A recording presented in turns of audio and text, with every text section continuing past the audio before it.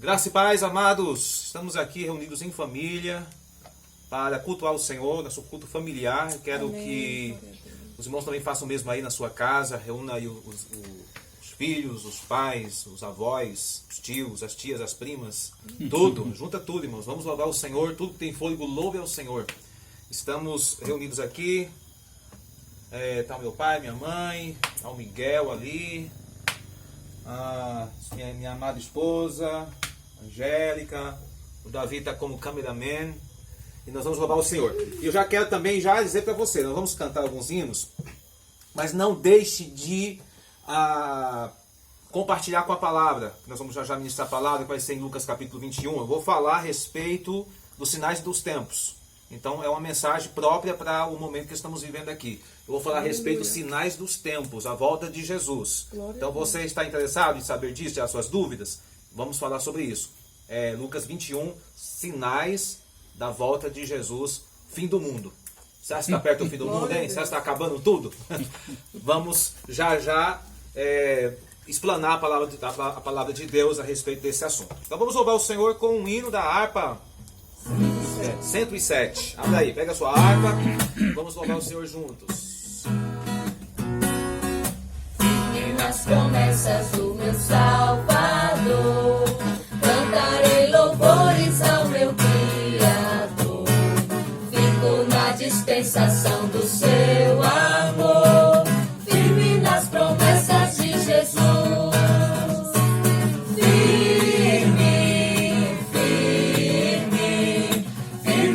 Promessas de Jesus, ó Cristo, firme, firme.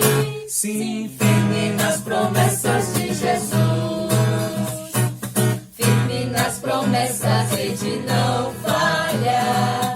Quando as tempestades vêm me assolar, pelo verbo vivo e de batalhar, firme nas promessas de Jesus, firme, firme, firme nas promessas de Jesus, ó Cristo, firme, firme, sim, firme nas promessas de Jesus, firme nas promessas, sempre vejo assim, purificação no sangue para mim, plena liberdade em Jesus sem fim, firme nas promessas de Jesus, firme, firme, firme nas promessas de Jesus, ó Cristo, firme, firme, sim, firme nas promessas de Jesus, firme nas promessas do Senhor Jesus, em amor ligado com a sua cruz, cada dia mais alegro-me na luz, firme nas promessas de Jesus,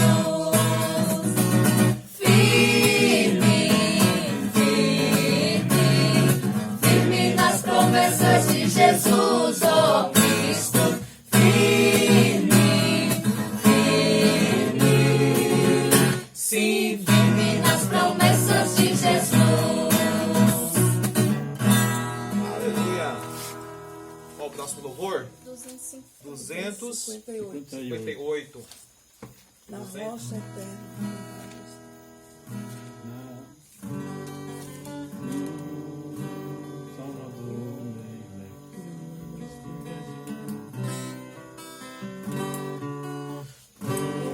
Salvador vivo é Cristo Jesus, pois Ele minha alma salvou.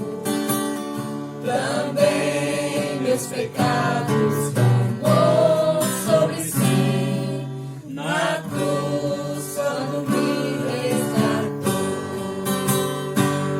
Na rocha eterna firmado estou eu, e tenho a salvação.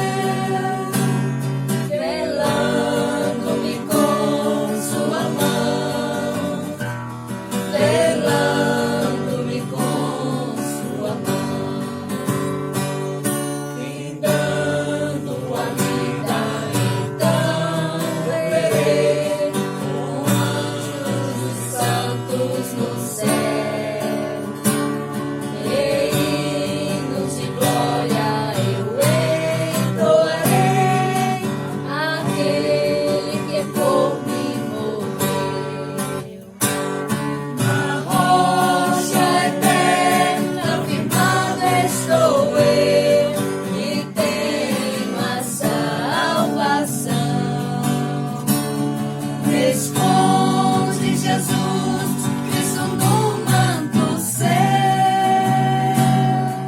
velando-me com sua mão, velando-me com sua mão.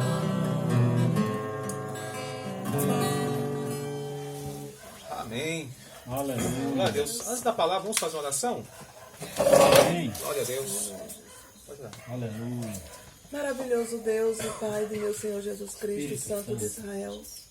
Estamos aqui, Senhor, com o nosso coração agradecido aqui por mais um dia que Tu tens nos concedido, por essa oportunidade gloriosa que Tu tens nos concedido nesta noite.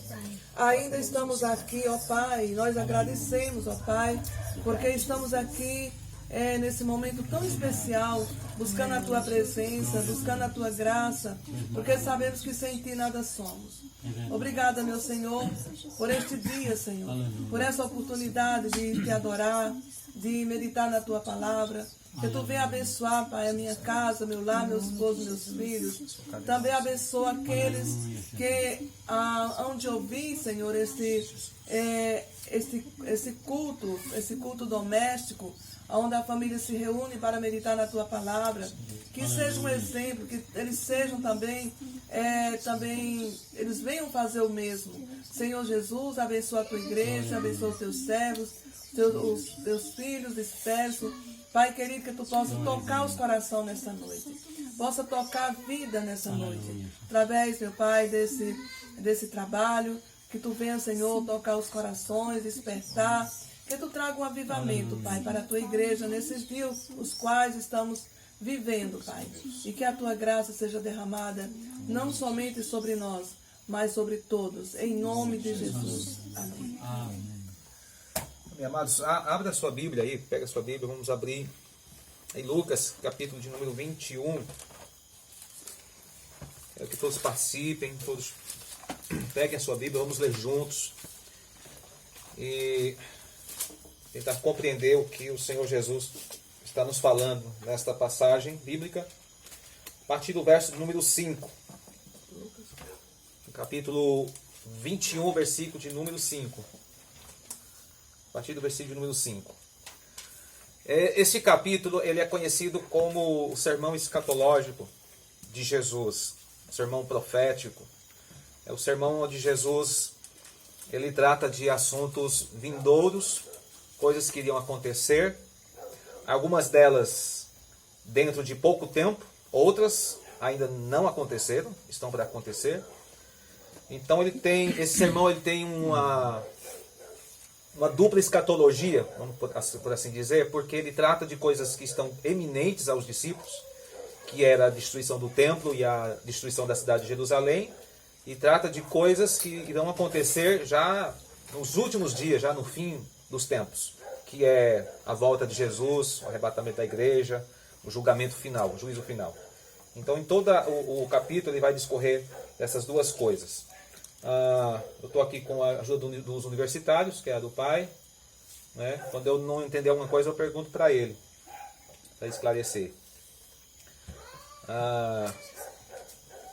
Vamos ler. Eu vou pedir para que vocês me ajudem na leitura. Quero que alguém inicie a leitura aí nos versos de número 5 e 6. Versos 5 e 6. Pode ser aqui. Dizendo alguns a respeito do templo que estava ornado de formosas pedras e dádivas, disse: quanto a estas coisas que vedes, dias virão em que se não deixará pedra sobre pedra que não seja derribada. Nesses primeiros versículos, os discípulos estão interrogando Jesus a respeito do que vai acontecer ao templo, porque os discípulos estão admirados com a estrutura do templo. Era algo maravilhoso, era algo lindo, realmente o templo, construído por Herodes. Tinha muito ouro, era uma coisa impressionante, tinha cachos de uva para os irmãos ver, cachos de uva feitos em ouro, do tamanho de uma pessoa. As portas eram de ouro, era algo esplêndido e maravilhoso, pedras preciosas. Então, os discípulos olhavam para aquilo tudo e ficavam admirados e queriam chamar a atenção de Jesus para isso, para a beleza do templo. E Jesus dá a seguinte resposta: olha, não ficará aqui pedra sobre pedra que não seja derribada. Jesus está promulgando um juízo sobre Israel e sobre o templo, dizendo, olha, esse templo vai ser destruído em breve, não vai ficar aqui pedra sobre pedra. Isso despertou a consciência dos discípulos para fazer a segunda pergunta no versículo de número 7, onde eles vão fazer a pergunta: Mestre, quando sucederá isto? E que sinal haverá de quando estas coisas estiverem para se cumprir? Uma pergunta interessante. Quando irá acontecer essas coisas? Quando vai acontecer estas coisas? E quais sinais haverá quando essas coisas estiverem perto de se cumprir? Então, qual é a dúvida dos discípulos aqui? Eu vou perguntar agora para vocês. Eu não estou falando aqui com os irmãos aqui, mas também falando com vocês. Qual é a dúvida dos discípulos? O que eles estão querendo saber? Queria saber dos sinais. A respeito de quê? Do tempo. Do Do templo. templo. Não é a volta de Jesus.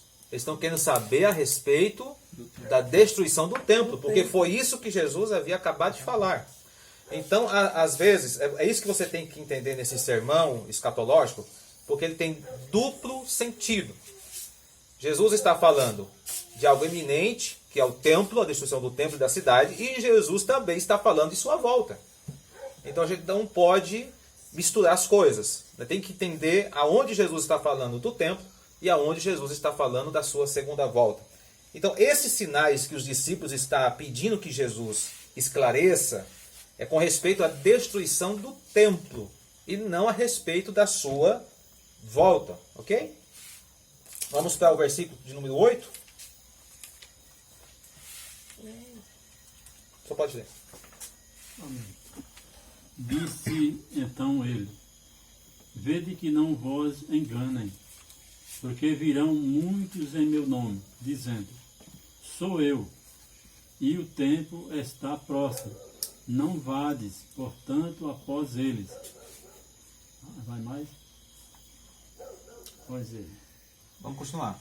E quando ouvirdes de guerra e sedições, não vos assusteis, porque é necessário que isto aconteça primeiro, mas o fim não será logo. Pode ir até o versículo de número 11. Então lhe disse: levantar-se-á nação contra nação e reino contra reino.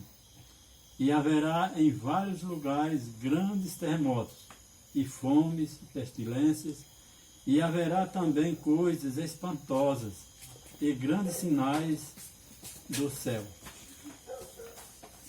O versículo 11, né? Pronto.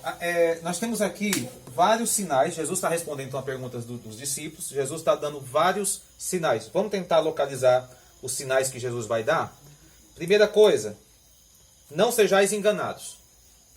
Porque muitos virão em meu nome dizendo que sou eu. E também chegou a hora, não os sigais. Então a primeira advertência de Jesus é que neste tempo haverá falsos profetas, falsos mestres, falsos cristos, falsos ensinadores, falsas religiões, heresias, é o que haverá. Esses são os sinais. Uns vão estar dizendo, chegou a hora. Uns vão começar a dizer, olha, vai acabar tudo. É falso profeta. Né? Não sigais. O outro sinal, guerras, revoluções. Também não vos assusteis. É necessário que isso aconteça, mas o fim não será logo. Não é iminente o fim ainda. E depois haverá terremotos, epidemias, e haverá em vários lugares, e coisas espantosas, e também grandes sinais no céu. Como eu disse, a escatologia de Jesus aqui, ela tem duplo significado. Ele está apontando para o templo, para uma destruição iminente, para que os irmãos entendam. O templo foi destruído no ano 70 pelo general Tito, general romano, filho do imperador. Ele invadiu Jerusalém no ano 70 e destruiu a cidade, destruiu o templo, queimou, incendiou o templo. Os relatos dizem que cerca de 1 milhão de judeus morreram nessa investida do general Tito. Foi horrível, já eu quero falar um pouco mais sobre isso. Então Jesus está apontando algo que iria acontecer 40 anos depois dessas palavras. Jesus está profetizando isso que vai acontecer, e isso vai acontecer 40 anos depois dessa profecia, ou seja, é bem perto. Mas ao mesmo tempo a profecia também, ela se encaixa no fim dos tempos. Encaixa também para os últimos dias. Um exemplo, eu vou antecipar aqui um versículo, o versículo de número 20. O que está escrito aí? Versículo 20. Mas quando vide Jerusalém cercada de exércitos, sabei então que é chegada a sua desolação. Sua devastação, desolação. Olha o que um evangelho sinótico, que são os evangelistas que escreveram em paralelo quase as mesmas histórias, tiveram os mesmos relatos, lá em Marcos 13, deixa eu ver aqui exatamente o versículo. Marcos 13.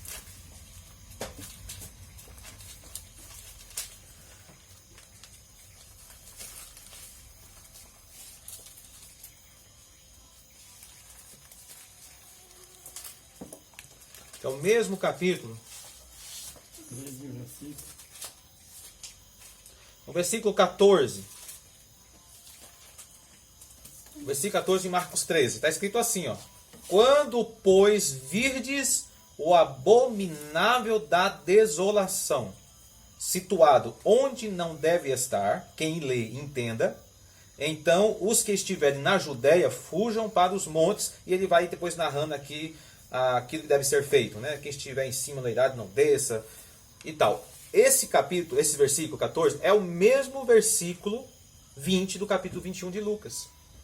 É a mesma narrativa. Está falando do mesmo momento onde Jesus está tratando desse assunto. Veja que o escritor do Evangelho, Marcos, ele usa as palavras: quando virdes o abominável da desolação. Esta figura, estas palavras, ele está citando uma profecia de Daniel.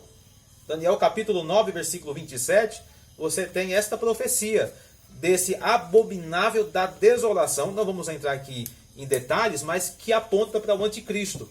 Ou seja, Daniel está falando algo a respeito do anticristo, algo lá na frente, lá na volta de Jesus.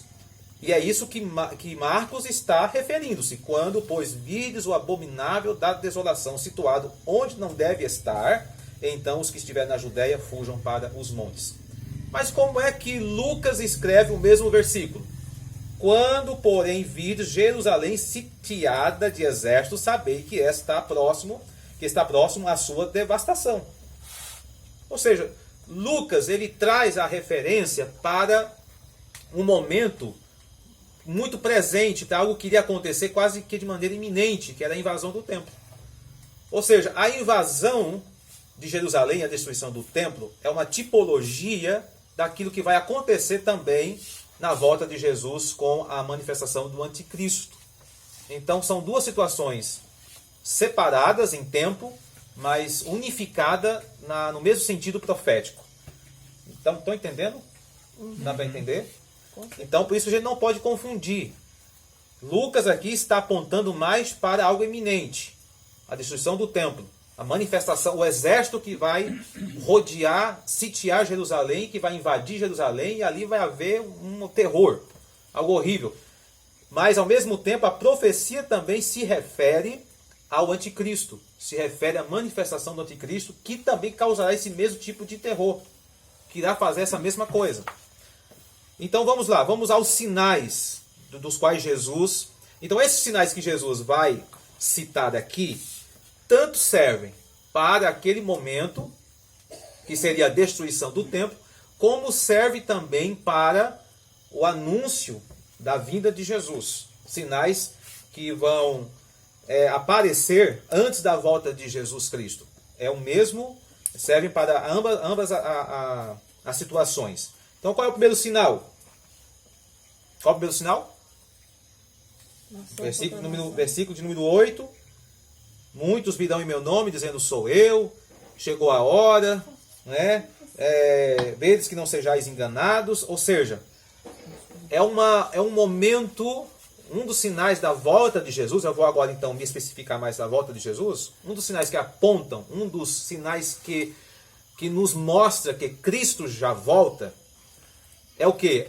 Uma manifestação grande de seitas, de heresias, de falsas doutrinas, falsos milagres, um falso evangelho. É uma fusão grande de falsos ensinos, de falsas doutrinas, como diz o apóstolo Paulo. Eles não mais vão querer seguir a sã doutrina, terão comichão nos ouvidos, eles granjearão para si doutores que falem aquilo que eles querem ouvir. E não é isso que nós estamos vivendo nos nossos dias? Verdade. Há uma pandemia também generalizada de heresias no nosso meio. Há uma proliferação imensa de heresias, de falsas religiões, de falso evangelho. Evangelho para todo gosto, para todo tipo. Os homens vão para as igrejas para satisfazer os seus próprios ouvidos. As pessoas estão indo para a igreja para ouvir aquilo que agrada aos seus ouvidos, para massagear o seu ego. É um evangelho humanista, é um evangelho que trata do bem-estar do homem aqui e agora. Não é o evangelho de Jesus, não é o evangelho da cruz, não é o evangelho do arrependimento, não é o evangelho do tome a sua cruz e siga-me, não é o evangelho do negue-se a si mesmo. Não é esse o evangelho que está sendo pregado aí.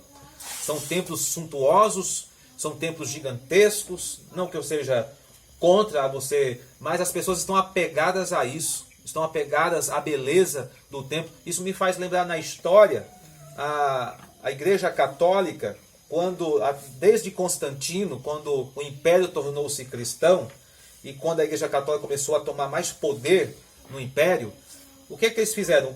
Templos suntuosos. Os templos era algo incrível. As pessoas que entravam naqueles templos, eles diziam, eles achavam que tinham entrado no céu. Eu cheguei no céu. Porque era maravilhoso, os vidrais, né? A cúpula, é assim que chama? A cúpula, a parte de cima do templo, né? A cúpula, a altura. Havia uma disputa para quem fazia o templo mais alto. Veja que naquela época, eu estou falando aí do ano 1000, mais ou menos, havia templos de 40 metros de altura. 40 metros de altura. E eles ficavam só esperando ver o momento que a torre cairia, como caiu muitas torres, né? Mas veja, então havia uma busca por aquilo que é material, por aquilo que é visível. E hoje também estamos vivendo esses tempos. Estamos vivendo esses tempos onde as pessoas estão apegadas ao que é visual. É se sentir bem no templo, com um falso evangelho, uma falsa pregação, com um falso mestre, um falso ensino.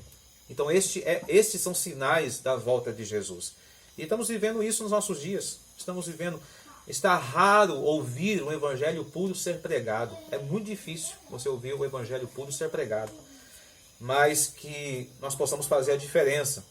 O outro sinal que Jesus trata é a presença de guerras.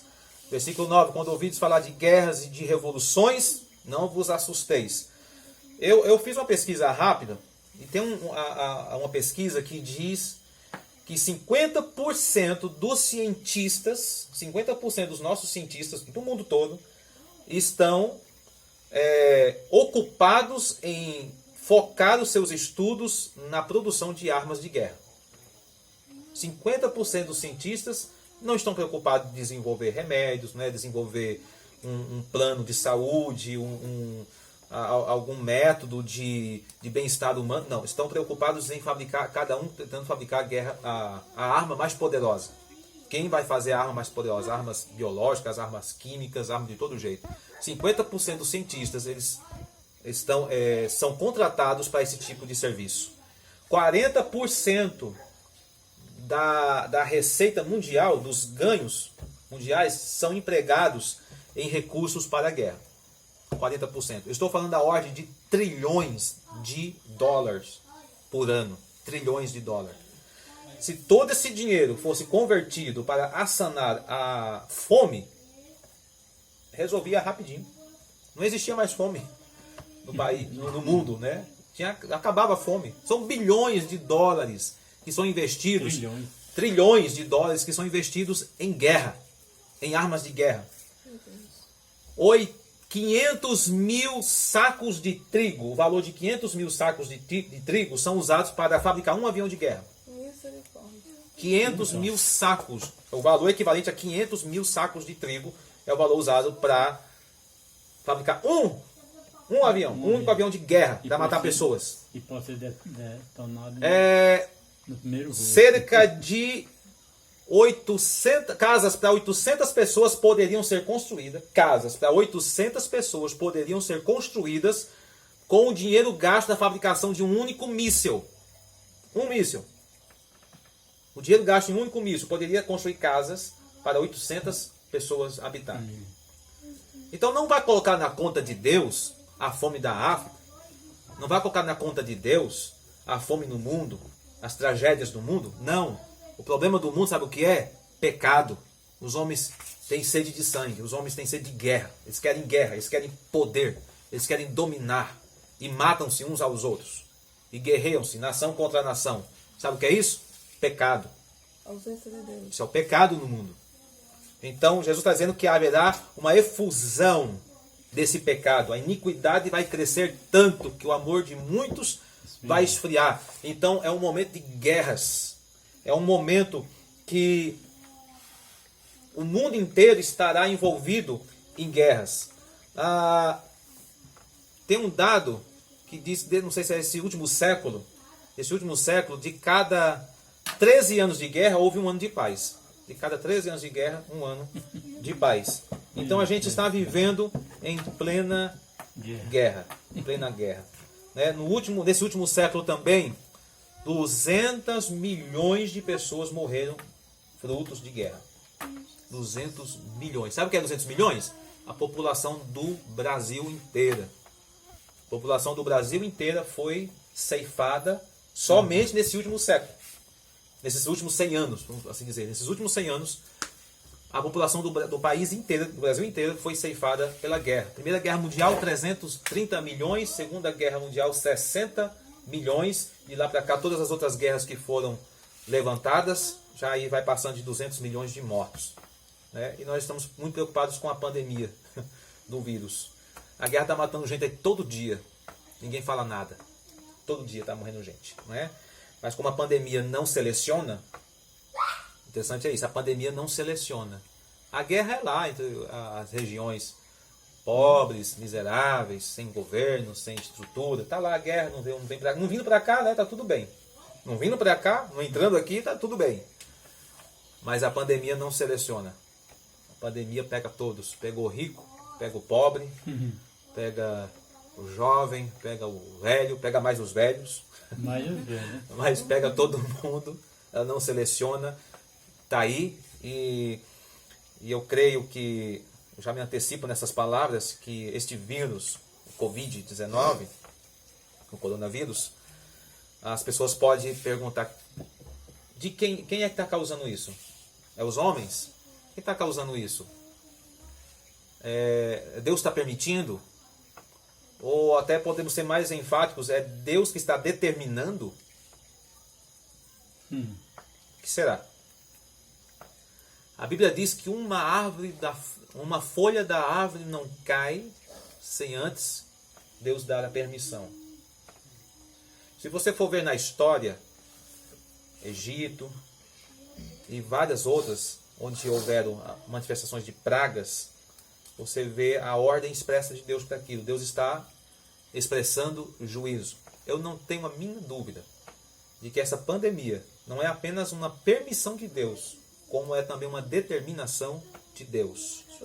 Porque nada se sucede nessas proporções que geram uma catástrofe mundial sem Deus autorizar e decretar. Então Deus está realizando algo, Deus está fazendo algo. Não podemos entender agora as razões, não somos Deus, mas Deus está provando o seu poder e o seu governo na terra. Todas as coisas estão nas mãos dele, ele é quem governa, ele que determina todas as coisas. Nós como cristãos só temos que descansar na boa vontade de Deus, mesmo que nós não entenda, mas sabemos que ele está no controle. Isso é uma boa notícia. O nosso Deus, que é nosso Pai, está no controle. Viu? Ele está no controle de tudo isso aí. Ah, meu Deus, o mundo... Não, ele está no controle. Ele que está no controle de tudo isso aí. As nações que estão sem controle. Deus está mostrando para os homens. E falando em nação, agora, esse sinal aqui do versículo 10, que diz: levantar-se a nação contra a nação. É uma das coisas, um dos sinais bem visíveis, né? As nações se levantando contra as nações. Até é preciso esse ambiente de caos global. A manifestação do anticristo, ele dar-se-á em um momento como esse. Não estou dizendo que será agora. Mas é um momento onde as nações estarão perplexas. Com certeza. Porque o mundo está globalizado. Por que a pandemia se espalha tão rápido? Porque o mundo está globalizado. Hoje as pessoas hoje não estão mais separadas. Se fosse naquela época, 100 anos atrás, a pandemia não teria tanto efeito, porque tinha que vir de cavalo. Tinha que vir de cavalo, demorar. O cabo morria antes de chegar, né? Morria no caminho. Hoje não, é avião. Então o vírus está lá na China, no mesmo dia ele está aqui.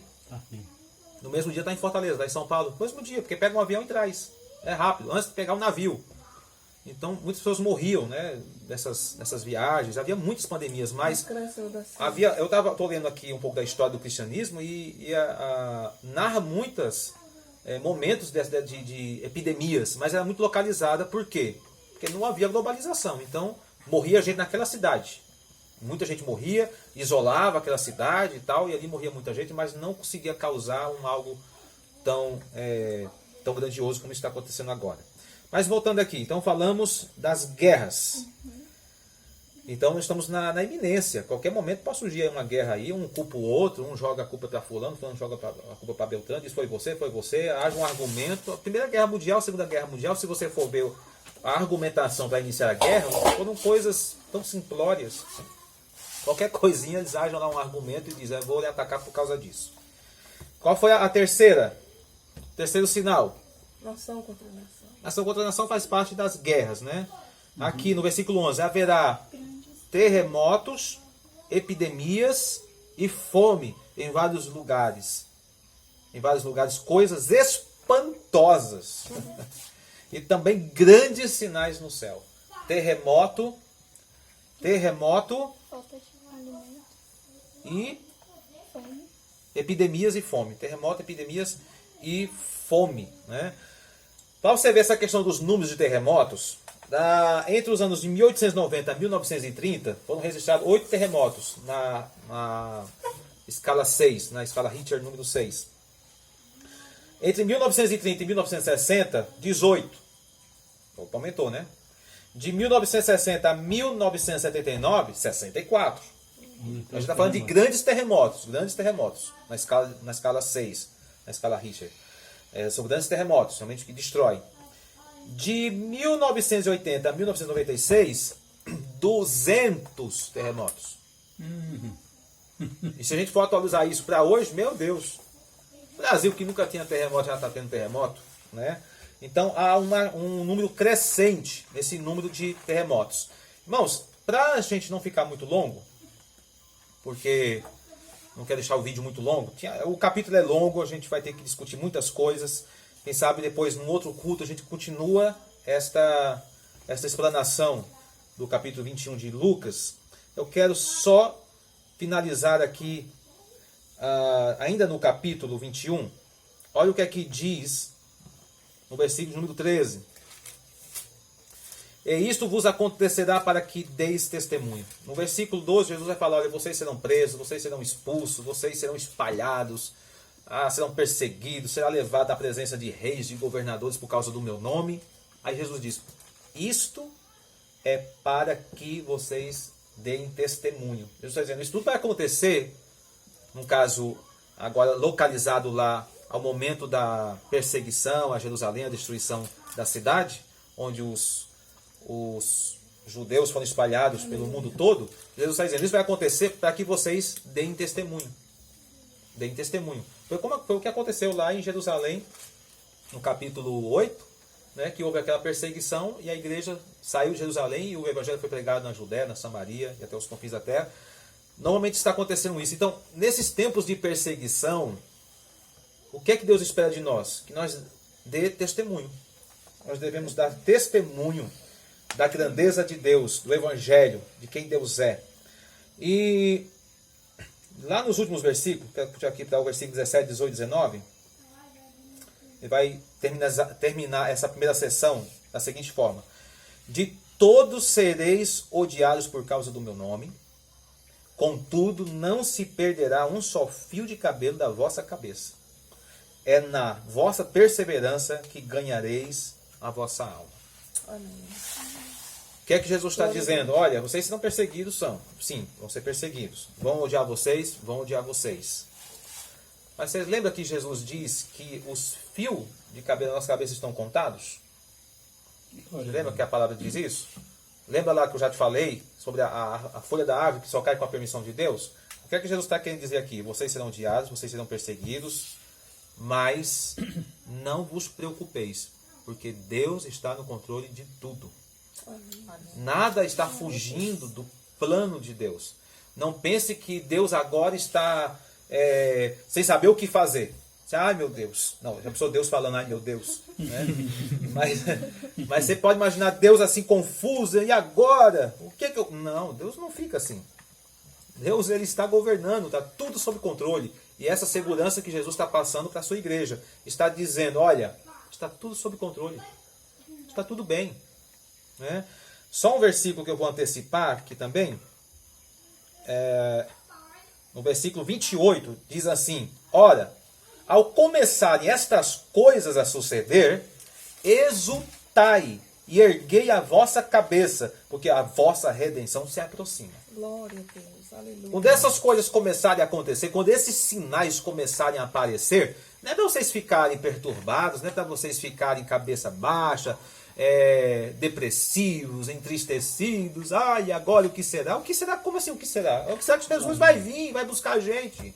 Glória a Deus, aleluia. É o momento da igreja se alegrar. Então, quando esses sinais, quando começar a aparecer guerra, epidemias, pestes, os falsos evangelhos, as falsas heresias, falsos médicos, quando aparecer tudo isso aí, que o mundo começar a se perturbar, quando o mundo começar a se estremecer, sem saber o que fazer, o que é que Jesus diz? Levantai as vossas cabeças e exultai e alegrai, porque a vossa redenção está próxima, né? Está perto o momento de vocês receberem um corpo glorioso, está perto o momento de vocês serem coroados, está perto o momento de vocês encerrar essa etapa, né? E começar agora uma eternidade. Então, exultai. Erguei a vossa cabeça. Eu encerro com essa palavra. No outro momento a gente pode depois terminar o capítulo, né? A explanação desse capítulo, que é muito importante. No versículo 20, Jesus vai falar sobre a cidade sitiada. E no versículo 25, aí sim vai começar a falar propriamente da volta do Filho do Homem, da sua segunda vinda. Né? Nós vamos tratar isso em um outro momento. Amém? Mas fica esta minha palavra. Primeiro, não se perderá um só fio do seu cabelo sem a permissão de Deus. Num só fio, sem a permissão de Deus. Deus está no controle de tudo isso aqui. Os homens estão perturbados, os governos estão loucos, sem saber o que fazer. Deus está no seu trono e reinando, e governando, e dizendo, é do jeito que eu quero. Aleluia. Né? É do jeito que Ele quer. Eu fico pensando a perturbação que os homens estão diante de um vírus incontrolável. Como será a grande tribulação? Aleluia. Quando os firmamentos do universo vão ser abalados. É isso que nós vamos tratar no próximo vídeo. Quando os firmamentos do universo forem abalados. Quando as leis da natureza forem abaladas. Quando os homens passarem a ver coisas que nunca viram antes. Quando os cientistas começarem a investigar e dizer assim, isso é impossível. Nunca vi isso, não. É impossível isso acontecer. Vai ser assim. Como é que os homens vão ficar? Aterrorizados. Porque Deus, Ele está no seu trono e Ele reina e Ele governa. A Bíblia, nesse mesmo capítulo, Jesus disse, o mundo, os céus e a terra passarão, mas as minhas palavras não vão te passar. Amém? Amém. Então, levanta a sua cabeça, erguei a vossa cabeça, porque a nossa redenção está próxima.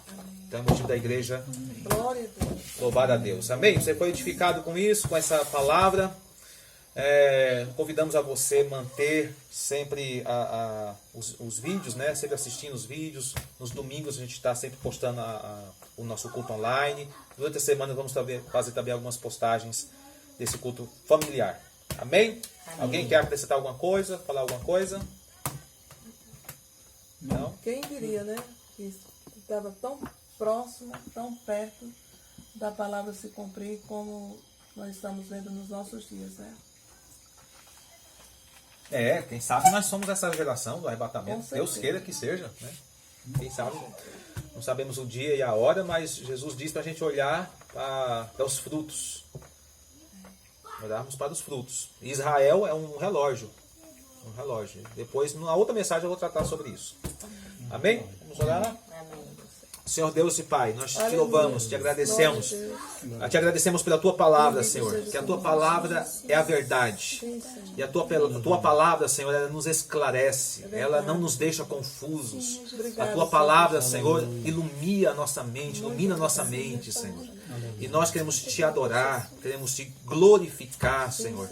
Porque o Senhor é rei, o Senhor reina, o Senhor governa. A tua vontade ela é feita. O Senhor não precisa pedir opinião dos homens. O Senhor é quem determina, é quem rege. Ó Deus, e nós queremos descansar na tua vontade, porque nós não somos mais inimigos. Nós fomos comprados e agora somos amigos e filhos de Deus. Então, Senhor, nós estamos alegres, porque o Senhor está fazendo a tua vontade e não tem um motivo maior de alegria do que esse, de saber que o nosso Pai está fazendo a sua vontade, está realizando, cumprindo a sua palavra.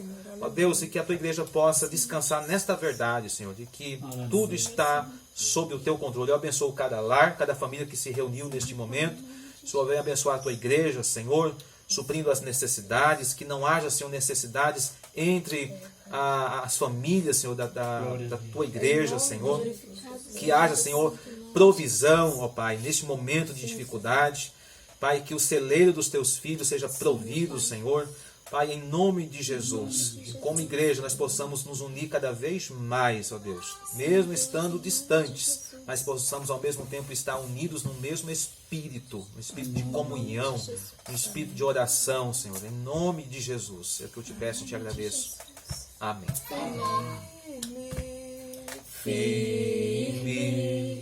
Firme nas promessas de Jesus, ó Cristo. Firme, sim, firme nas promessas de Jesus. Amém. Amém.